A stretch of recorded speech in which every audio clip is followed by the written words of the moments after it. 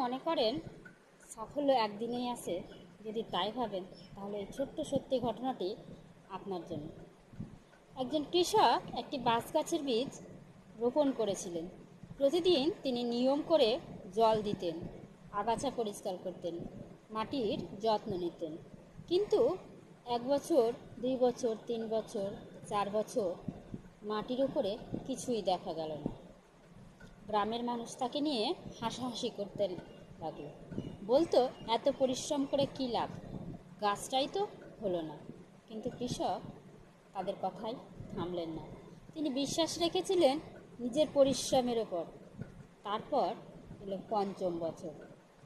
মাত্র কয়েক মাসের মধ্যে সেই বাঁশ গাছ আশ্চর্যজনকভাবে অনেক উঁচু হয়ে উঠল। আসলে এই কয়েক মাস নয়, প্রথম বছর 4 বছর ধরে গাছটি মাটির নিচে নিজের শিকড়কে শক্ত করছিল।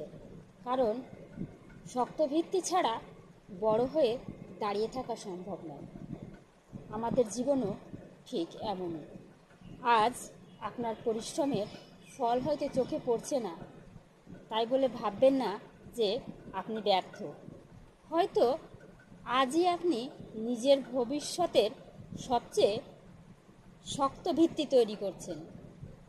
মনে রাখবেন, ধৈর্য ধরে করা পরিশ্রম কখনো বৃথা যায় না। সময় এলে সাফল্য নিজেই আপনার দরজায় কড়া নাড়বে। বলুন তো, আপনি কি নিজের স্বপ্নের জন্য শেষ পর্যন্ত ধৈর্য ধরে লড়াই করতে প্রস্তুত?